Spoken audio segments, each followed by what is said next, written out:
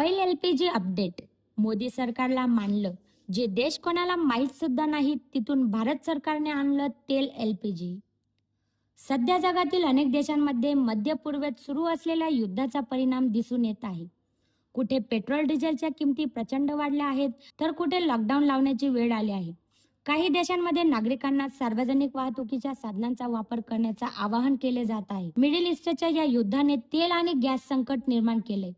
ज्या जलमार्गावरून जगातील 20% तेल वाहतूक होते, त्याच स्ट्रेट ऑफ हार्मुझमध्ये इराणकडून हल्ले सुरू आहेत. त्यांनी हा जलमार्ग ठप्प करून ठेवलाय. या जलमार्गावरून वाहतुकीसाठी सर्वच देशांना इराणची परवानगी घ्यावी लागत आहे. तेल आणि गॅस संकटाचा भारतामध्ये सुद्धा परिणाम दिसतोय. पण जगातील अन्य देशाच्या तुलनेत हे प्रमाण कमी आहे, कारण भारत कूटनीती आणि अन्य मार्गांनी तेल गॅस पुरवठा बाधित होऊ नये यासाठी पावलं उचलली आहेत. भारत जगातील तिसरा मोठा तेल आयात करणारा देश आहे. भारतात जवळपास 40 ते 50% कच्चं तेल स्ट्रेट ऑफ हार्मुझच्या मार्गाने येतं. जगातील अन्य मोठे देश तेल संकट आणि अडचणीत असताना भारत हे सर्व कसं जमवतंय?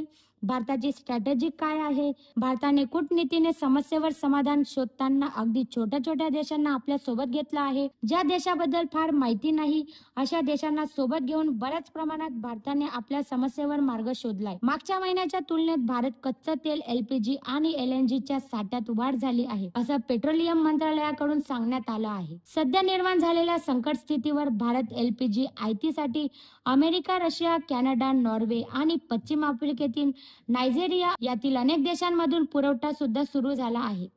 एलएनजी साठी कॅमेरून, इक्वेटोरियल गिनी आणि मोझाम्बिक यांसारख्या देशांशी संपर्क साधला आहे.